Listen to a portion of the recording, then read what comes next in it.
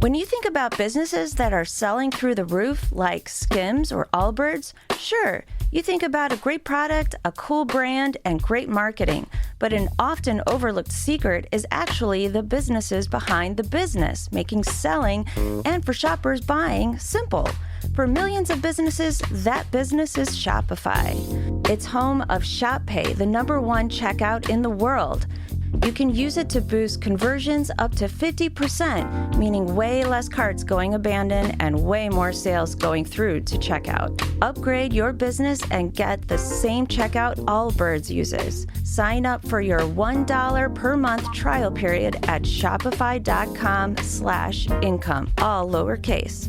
Go to shopify.com/income to upgrade your selling today. Shopify.com/income.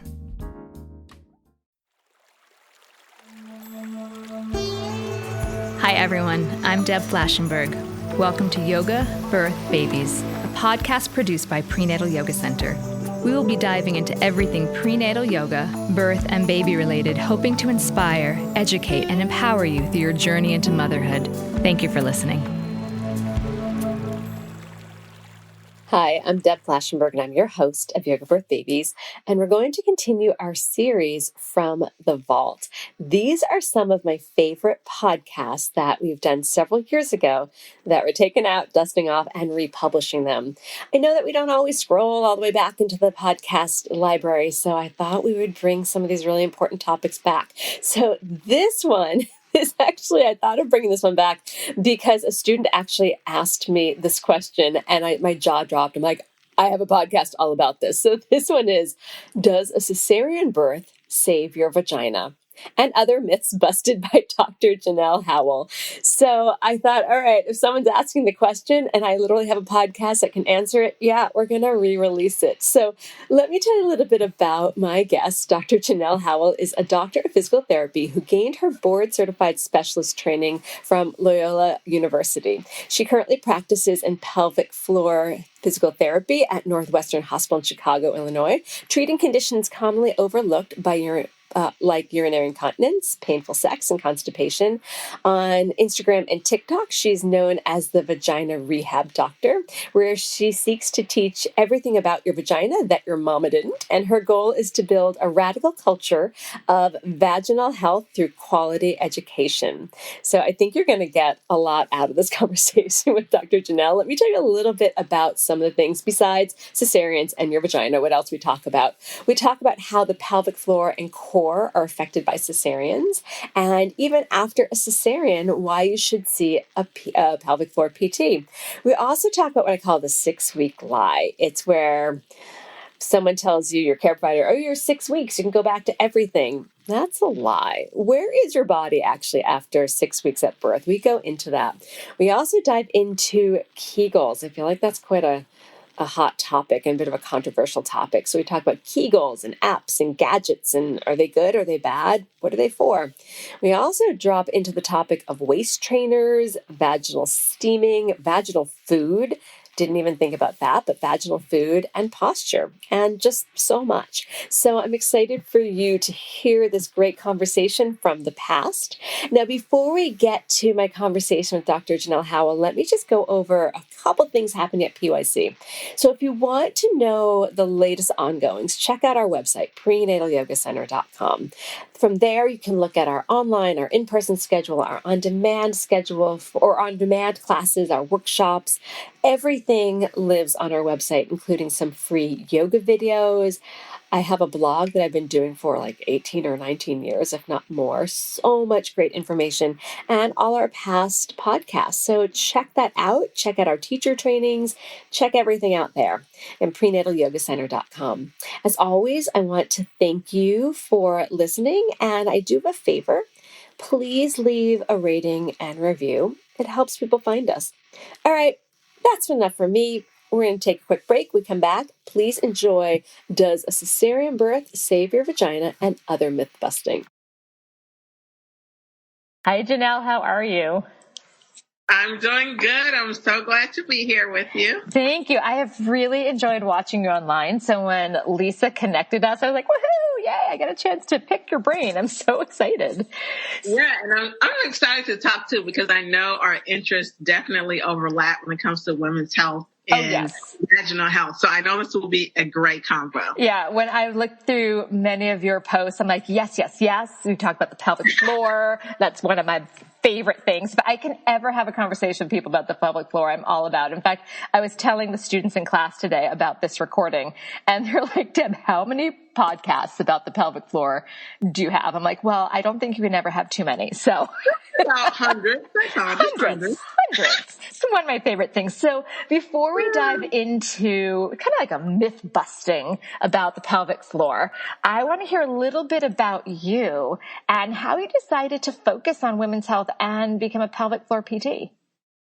Sure. Well, when I went to physical therapy school, I had a very short, miniaturized class on the pelvic floor, and it caught my interest.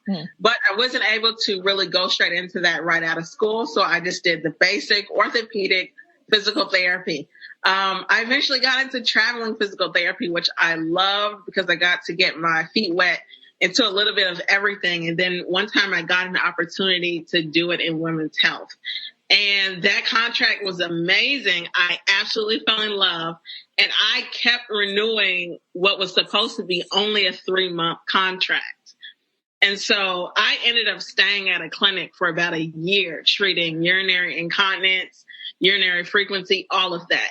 So that was the intro, or me tasting what it was to treat in women's health physical therapy. And then so I went ahead and specialized and got board certified in this area of physical therapy. And here I am. I haven't looked back since. Oh, I love hearing that, because clearly, something struck you, and I love that you went with what was in your heart and you just kept going in that direction. Absolutely. So let's jump into some of these misunderstandings about the pelvic floor and about birth and about cesarean birth. So one thing that caught my eye, because I love going through people's Instagrams, and I know I hate always going back to social media, but I feel like I can get a sense of who people are. There is something that you posted that immediately I'm like, I want to talk about this, because I've heard people say, oh, I'm going to have a cesarean to save my vagina. And I've had students say that. And I'm like, oh, I'm going to burst your bubble a little bit. So can you start with the idea of saving your vagina by opting for a cesarean birth? Just talking about the relationship to the pelvic floor and the core and how that is affected by a cesarean birth. Absolutely. So this is a great topic, Debbie, or Deb. I am so sorry. I'm giving you a whole new nickname today. It's okay. But, the thing about C-section is some people think that if they have a C-section over a vaginal delivery, that they will be somehow shielding their vagina from any sort of pelvic floor dysfunction, maybe prolapse, or maybe just widening of the vagina, or just different things that can happen.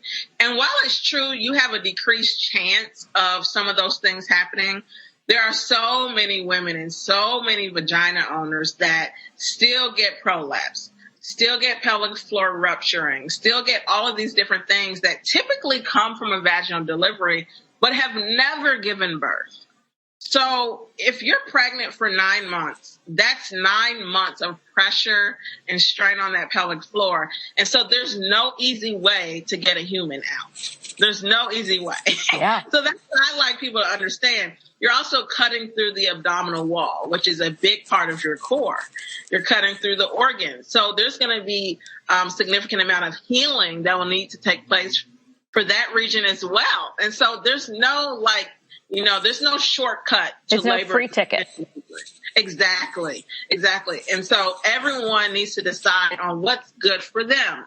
Don't feel judged or shamed if you have to do a C-section or if you do a vaginal delivery. Do what's best for you. But I think it's deceiving for women and anyone to believe that a C-section will automatically prevent them from having some of the things or some of the dysfunctional patterns that are typically related to vaginal delivery. It can still happen regardless. Yeah, I remember. So I check in with postnatal students about, as we go through before class, what's the state of your abs, what's the state of your pelvic floor? And I've had so many be like, oh, my pelvic floor is fine. I had a cesarean. And then I'm like, well, let's still talk about that.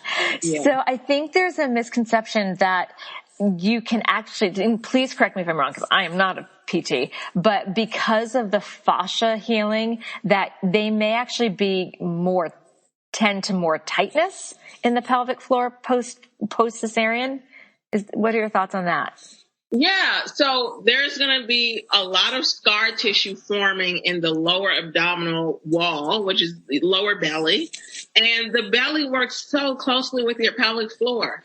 So we can't even say, oh, my pelvic floor is fine because I had a C-section, because the pelvic floor is part of a system. And that system includes the abs.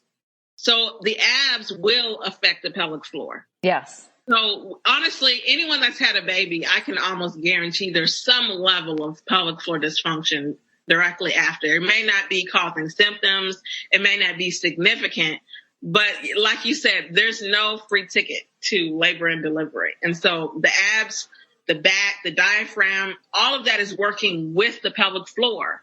So then if you traumatize one of those areas, then it can actually impact the pelvic floor regardless of if you have symptoms or not.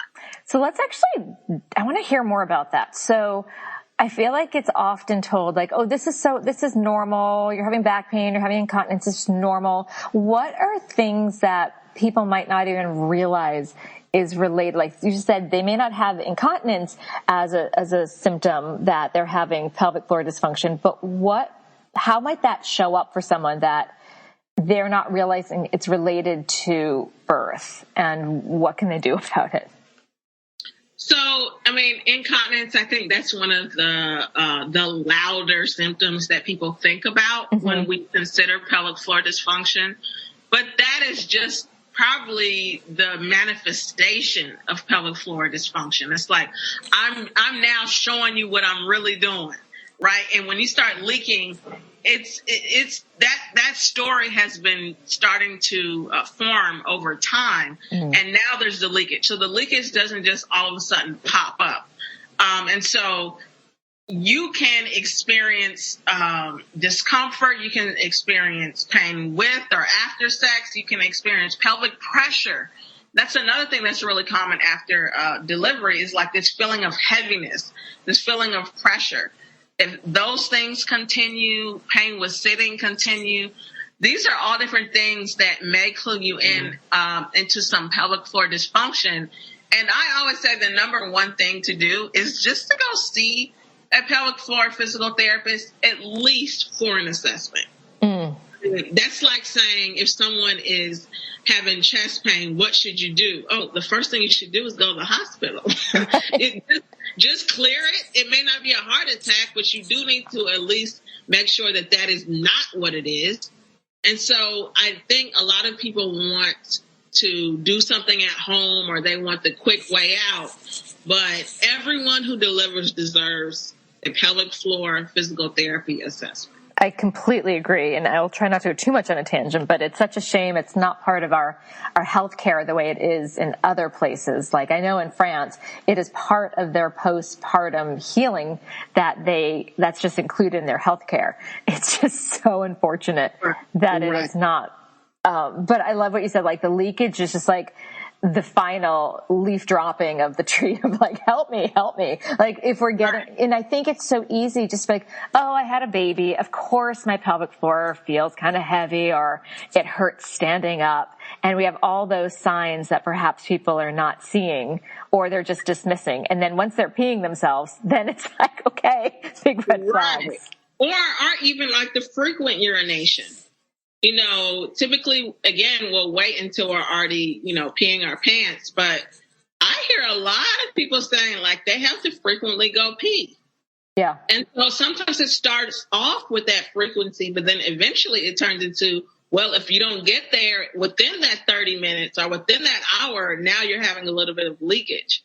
So I think we have to unlearn the myth that pelvic floor dysfunction is only when you have leakage, or only when you have a baby, or only when you get older. It can happen to anyone at any age. So let's dive a little, I'm so diverting from, we're still going to pull myself back, but into our conversation, but I'm so curious. So what other things might be causing this pelvic floor dysfunction. So if someone's listened to this and they're trying to conceive, they haven't even had a baby yet, they're like, but I'm having some leakage too. What should they maybe examine about their body or life that can indicate where that dysfunction is coming from? I don't know if that's too broad of a question.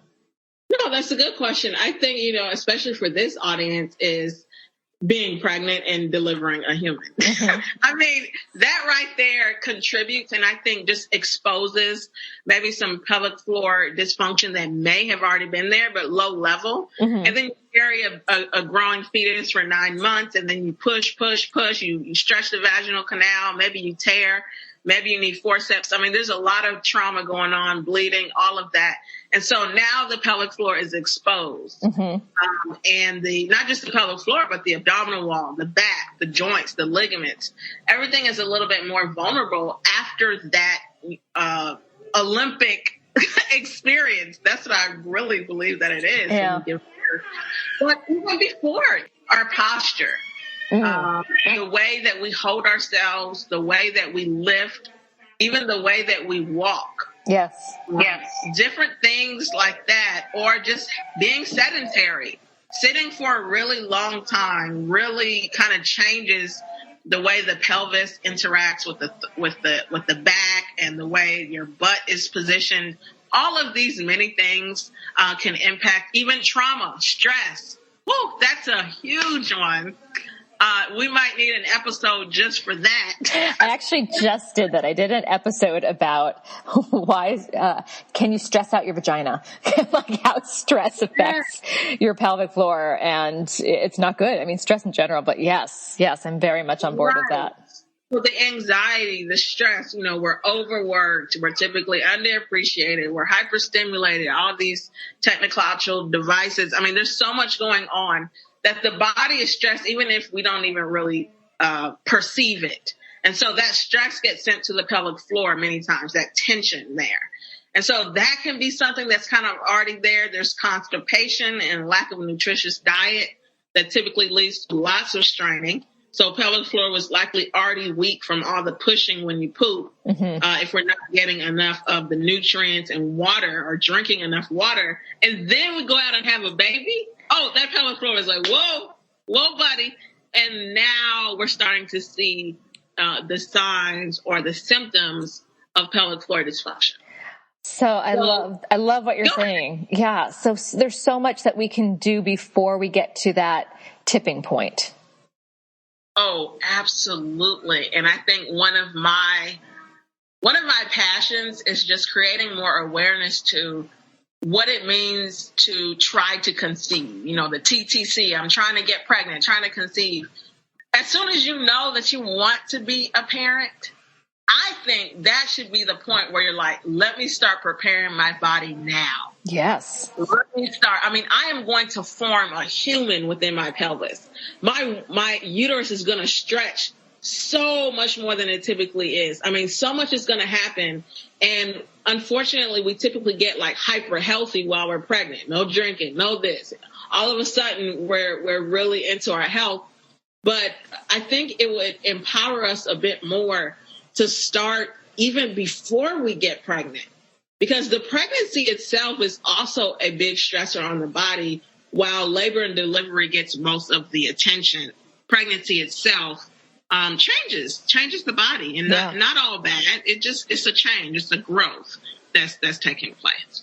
Yeah. I mean, cause I remember when we were starting to plan, I was being crazy healthy. I was like, all right, I started my prenatal vitamins. I think I was taking fish oil. I was reading this book, like Taking Charge of Your Fertility. But I will admit that, did I consider my pelvic floor? Well, for the second one, absolutely, because the first one was such a train wreck. But for the first child, no, I didn't. And I definitely think everything was so tight, which led to a more challenging labor. So I'm really appreciative that you're highlighting that should be part of the prep, really being mindful of your body and if you can, seeing a pelvic floor PT and getting things balanced so that baby can be, so it's not as much of an arduous birth, which also then, as we talked about, can be traumatic to the body. All right. I want to switch gears. Sorry. Yeah. Yes. Is it okay if I say one more thing about Please that? do. Yes. I want would go as far as to say, even before someone starts trying to get pregnant, they should go get a pelvic floor or a pelvic assessment, because it's not just the pelvic floor. Right. It's the pelvis, it's the abdominals, it's the spine. They should get an assessment, because research has actually shown us that those of us who have the cervical insufficiency, that's been associated with pelvic floor weakness, pelvic floor dysfunction. So those preterm births, I mean, it's unfortunate that many of us may lose the baby before or, deliver before it's time. And while that's not the only cause, I don't want that to get out. That's not the only cause. And sometimes there are unknown causes of preterm birth, miscarriage, all of that. But pelvic floor dysfunction is actually associated with things like cervical insufficiency. So I say, even before you get pregnant, go get a pelvic floor physical therapy assessment and see what's going on with your body. Oh, yay. I hadn't thought of that. I hadn't known that. I love learning something new. So thank you. All right, we're going to take a quick break. And we come back. I want to shift to another myth, and I call it the big 6-week lie. So, okay. We'll take a quick break. I'll be right back. So we are back. Oh, this one's another one that irks me, that someone comes out from their 6-week checkup and they're like, okay, we're good to go. And it's as if like we just turned a switch on. Or like, great, yesterday you weren't good and today you're good. Like, there is still a lot that happens after that 6 weeks. Your body still went through so much. So I'd love to know your thoughts. And can you offer a bigger picture of the healing process for most people in those first, I'm going to say 12 weeks, if not more, because at 6 weeks, it's not like something suddenly just switches and we're back to normal. Yeah, I agree. I think it's also a lie. I mean, I do think that 6 weeks is likely the typical time that it takes for the uterus to return to its normal size, right? And so I think that's part of where we got that 6 weeks from. But beyond that, there's so much more healing that's taking place. If we just think about the time frame of pregnancy, someone is pregnant for 9 months, for 9 months, and then they can be pushing, they can be in labor for several hours, sometimes up to a day or even more. And then we expect for them to be back to normal at 6 weeks. It's really harmful, because within the first few months, I would say 3 to 4 months, the body is actually very vulnerable, right? The pelvic organs are sitting lower in the pelvis. So that's actually a time where a lot of those prolapses form. So if we go out and maybe we start running because, we made it to 6 weeks, and your body is just like, what are you doing? Your pelvic floor is like, I am not ready for this. Right. I'm not ready. So you can be pain-free. You can feel good.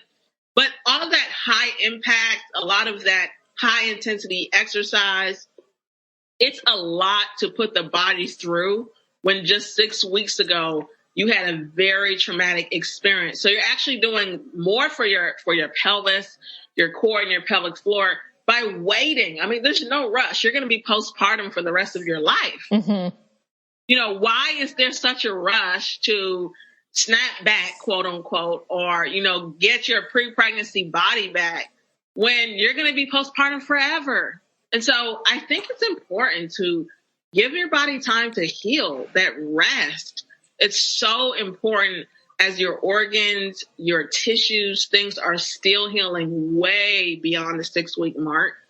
And I wish that could become like a new norm. Like at 6 weeks, it's still okay to rest. Yeah. And I'm the cautionary tale that I did not do a great job. It's so crazy because I've been teaching this I've been teaching pre and postnatal for over 10 years when I had my first child. And yet I was my worst student, that I knew I should rest and I just was not in a great state. And so I started exercising too early and I had pelvic organ prolapse. And then I also pushed my baby out for 5 hours. So my pelvic floor was a hot mess anyway. So then I had to work with a PT and it took me longer to recover and heal than if I had just probably waited another couple weeks. So when you jump back too soon, the average person, or at least myself, the healing process and getting back to what I really wanted to do was actually prolonged. So that's a cautionary tale for listeners. Exactly. Yeah. When your body is vulnerable, it doesn't mean you can't exercise. I'm not encouraging. Oh, no. I mean, I just did too much. Right. So you're not going to want to lay in bed all day, but maybe not the running, the heavy lifting, maybe not all of that. Just kind of low level intensity exercise that really doesn't cause a lot of pressure or impact. It's better because you can prevent pelvic floor dysfunction just by practicing a little patience. Yes. And helping your nervous system too. Right. Oh, yes. So another part. Yeah. So I'd love to talk about, I guess this is kind of multiple things. So like gadgets and gizmos. So one of my irritations is I feel like people are always like Kegels, engage, squeeze. There's Kegel gadgets and apps and all sorts of, I think, things that overdo. What are your thoughts on that kind of, I guess it's also like PR stuff and marketing, that people are getting these Kegel apps and Kegel gadgets and they may not need the toning. They may need the ability to relax their pelvic floor. Yeah. Ultimately, everyone is just jumping on the bandwagon of Kegels will fix things or Kegels can help. And in some cases, they can. So for sure, for some people who have tried these gadgets, they've probably noticed positive changes. The harm becomes when someone has not gotten a pelvic floor muscle assessment. They have no idea what's causing their symptoms. And then they just start squeezing with these sensors, these gadgets, and that could be making their issue worse. Yeah. The other thing is that it really only engages that one part of the system. Again, the pelvic floor is a part of a system called the core. And the core is diaphragm, abs, pelvic floor, and your back muscles, right? The deep layer of the back muscles, the deep layer of the abdominals. And you just focus on that one group. It does nothing for what could be causing the pelvic floor to act out. Mm-hmm. So sometimes where the problem is doesn't necessarily mean where the problem came from, right? If the child is acting out, you don't just look at the child. You look at the environment of the child. You look at the parents, the home, all of these different things. And so I think the pelvic floor is the child. And we too often look only at the child instead of the environment. And so that's how these gadgets and these sensors can be harmful. But again, sometimes that could be helpful. Maybe you're that person that really does just need to activate the pelvic floor more. For you, maybe it will help. But on its own, only Kegling and only squeezing, I think that is insufficient for really training the body as a whole. Yeah, no, I appreciate that for some, that is the area that does need toning. But I think sometimes people start to leak and they're like, oh, I better Kegel it up. And we're like, wait, there's other things that can be there. But I love your analogy that that's the child. You need to look at everything else. I often think of the pelvic floor as the mother and that it's taking up the slack that the other muscles aren't doing. And it's like, okay, glutes. All right, posterior chain, you're not doing your job. So I guess I better do it. All right. And it makes me think of, as a mother, I'm like, all right, no one else is doing it, so I better go clean up the socks off the floor. It's absolutely. I would totally agree with you there. And it's like that pelvic floor is not going to relieve that anxiety, that tension until it starts getting help from the hips, from the abs, from the diaphragm, even from the mind and the emotions, right? So I love that in that sense, the pelvic floor just kind of compensates and does what other areas of the body are not doing. Exactly. All right, so let's keep going into some of the other gadgets and stuff. What do you think of the Epino? Do you know that one? It stretches the pelvic floor in preparation for birth. Say that one more time. The name of it. Have you heard of it? The Epino. It's supposed to stretch the pelvic floor so that you don't have an episiotomy. You know what? I haven't heard of that one, but I will say there's at this point, there's so many gadgets and products out there. I'll never be able to get into every single one of them. Okay. I mean, maybe that is helpful. Again, I just think it's a hit or miss. I think the harm is when we think it's a cure-all for everyone's pelvic floor. Right. And you haven't already seen someone, so you don't know if that's what you need. Because if you're getting passively stretched by the whatever it's called, but you don't know how to actually relax your pelvic floor, that's what you really need. It is being able to open your pelvic floor voluntarily while you might be pushing, really using your breath and the position that you're in, all of that. So I don't know if I would encourage everyone to just go out and stretch their pelvic floor, because we do need to have some voluntary control of what it means to release the pelvic floor. Yeah. Yeah. That was helpful. So, yeah, that's a hard one. And maybe I need to go research that one. Yeah, let me know what you find out. All right, so I have a few more vaginal health myths. So I'm going to throw some stuff at you, and you can tell me what you want or don't feel like chatting about. So yoni eggs, vaginal steaming, waist trainers, essential oils. Actually, when I posted on Instagram about what I should ask you, questions I asked, someone very much said they want to talk about essential oils to change their vaginal smell. One of my least favorite yoga cues is navel to spine, how that just creates compression downwards. So feel free to take any or all of those and tell me your thoughts. Wow. Let's start with waist trainers. Okay. I absolutely hate them. Yeah. Which is different from a pregnancy support belt, different from an SI belt. Those are to provide stability for the joints, not necessarily restriction to the abdominal muscles. So there's a difference. The waist trainer is that thing that just sucks you in so you can get this hourglass figure. And so it can supposedly shrink your waist so you look smaller. That does a lot of damage, really. It's putting more pressure on your pelvic floor. It's not allowing you to breathe correctly, which is actually one of the causes of pelvic floor dysfunction, is diaphragm issues. And it restricts your abdominal muscles. So then they're not going to be able to contract as well when they're sucked in like that.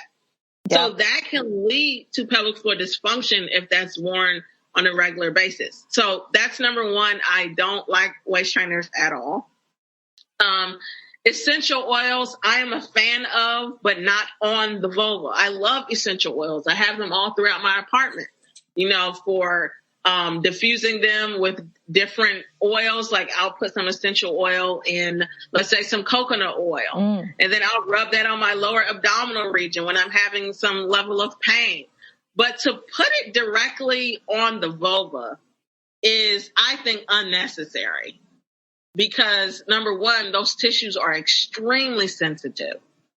The skin is so much thinner than the rest of the skin on the body.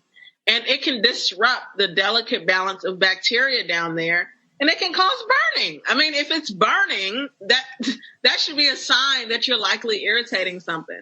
So I try to be honest and say, hey, I know it's natural, but that's a marketing term, all natural. If you use something natural for an unnatural purpose, to me, it then becomes unnatural. So I would say no to essential oils directly on the vulva. Okay. What else was the other one? Yoni eggs and vaginal steaming. Yoni eggs. Let's go to yoni eggs. Sure. So yoni eggs can be used for different things to try and get someone to, quote unquote, find those muscles, because many of us are disconnected. Yep. It's like, well, how do I even do a Kegel? How do I relax? Where is the vagina? Like, where am I supposed to be squeezing? So in that case, a lot of people use it for that purpose. The problem that I find with them is that if you're holding that yoni egg in the vagina, now you're training your pelvic floor in a way that it's not supposed to work. We don't just hold our pelvic floor forever and keep it tight and hold it like that all day. Our muscles turn on and they release. They engage and then they let go. They're dynamic. They're moving. They don't just hold tension. So you could actually teach your body a dysfunctional pattern by just having this egg held inside you for, I don't know, several periods of time. I don't know how long they're held in. The other issue is that they have pores in them. They have like these really small holes. So bacteria can get into the yoni egg. And then now you're putting that in your vagina. So you could get a pH imbalance, or that could lead to an infection. And so I don't really encourage those either. And then the steams, I think that one is controversial. The problem that I have with the steams is not so much the steam itself, but the claims that people make about them. And I don't really like to argue with people's experience. If you tell me that this has helped you with something, okay, I I believe you. But is it necessary for vaginal health? I personally don't think it's necessary. And I do think that many of the claims like cleansing your ovaries, balancing hormones, detoxing the vagina, many of those things are unscientific. They're not proven. And to me, they don't really make sense based on steam. How would steam get to your ovaries? Right. Well, say that one more time. How would steam get to your ovaries? That's one of the issues I have. If you jump in a pool, water many times won't even get in the vagina. Yeah, it's not like a straw. I mean, maybe postpartum when things are a little bit more relaxed. But if you just jump in a pool, a lot of times just no water that gets in there. Now, explain to me how steam is going to get past the vulva, into the vagina, past the cervix, into the uterus, through the fallopian tubes, and then cleanse your ovaries. That doesn't really make sense to me. So, again, it's like if you want to just steam because it feels good, it relaxes you, okay. But to use that as saying that this will, cure PCOS, this will help you get pregnant, I personally don't see how that's possible. But I do see how it can be helpful, maybe for various things, but not the claims that are typically used about it.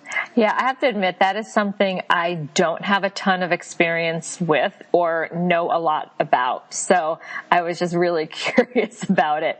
Right. It's never something I've participated in and never really researched, to be honest. So I was really curious. All right. Exactly. So I know that, and tell me if I'm wrong about this. I've looked on some of your social media and you've talked about vaginal foods. Is that correct? Can you talk more about that?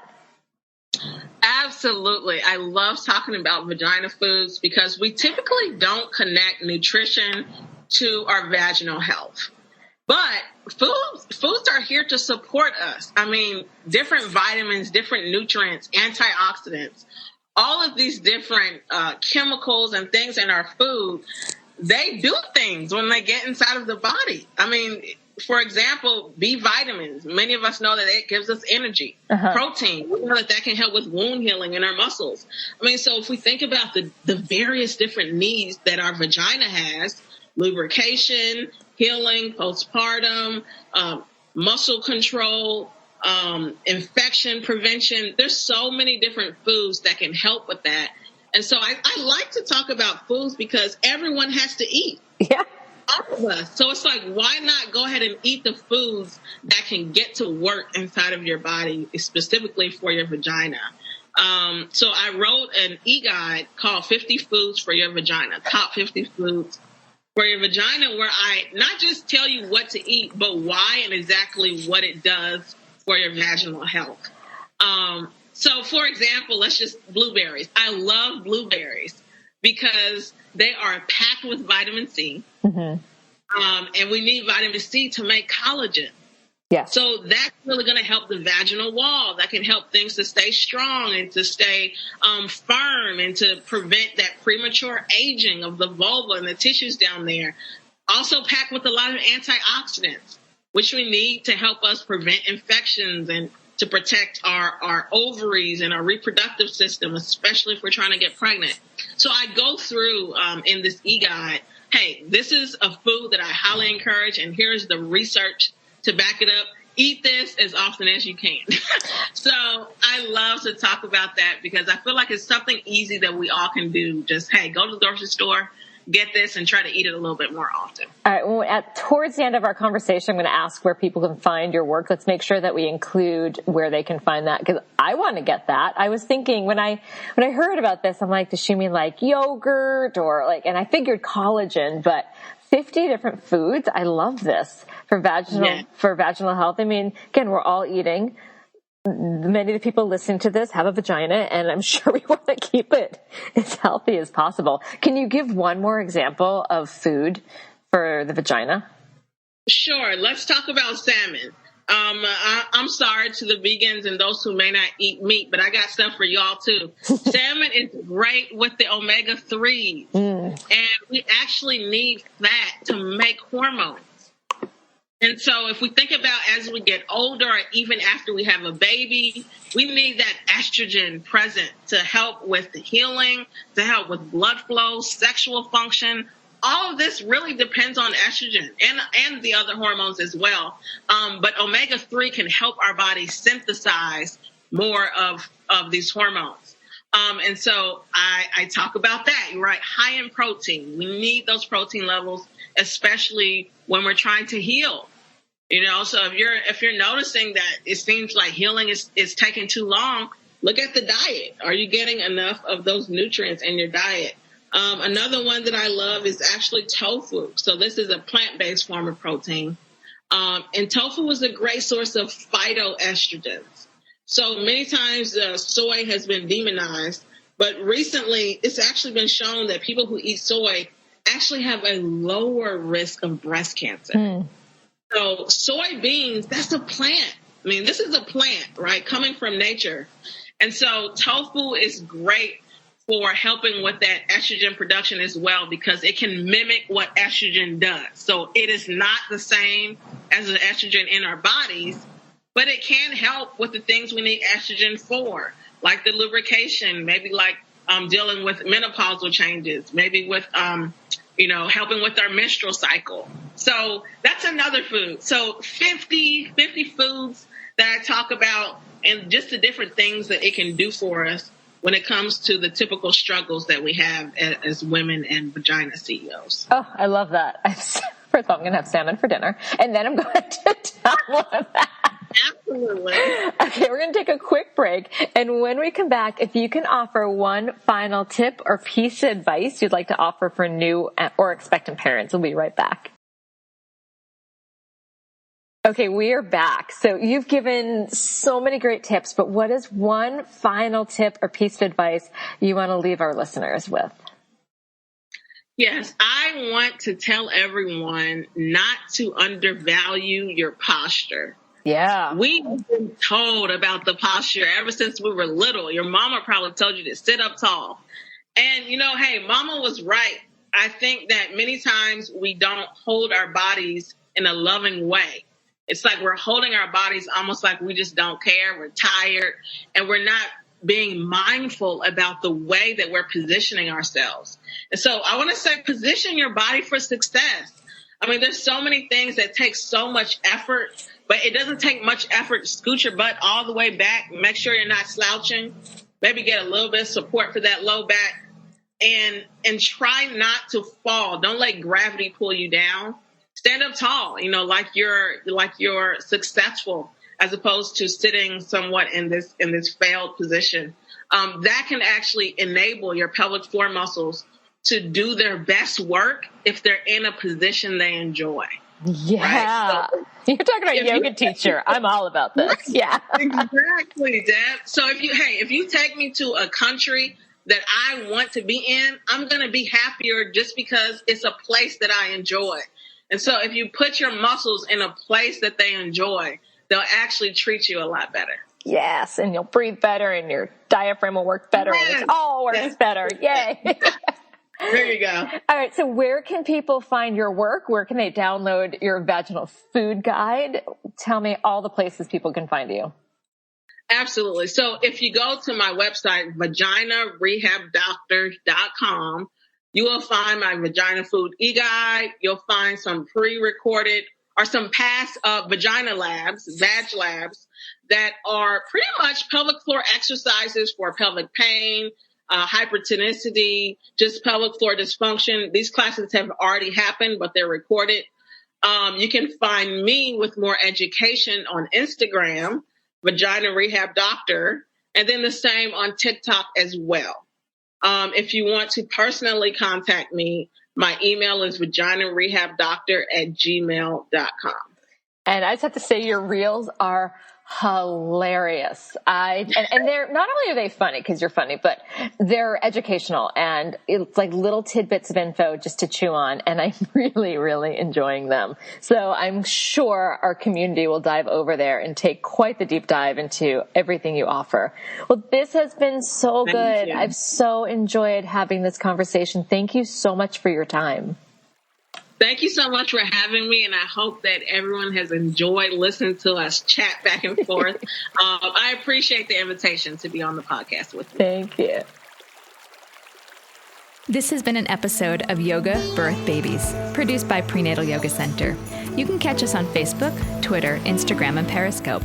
I'm Deb Flaschenberg. Thanks for listening.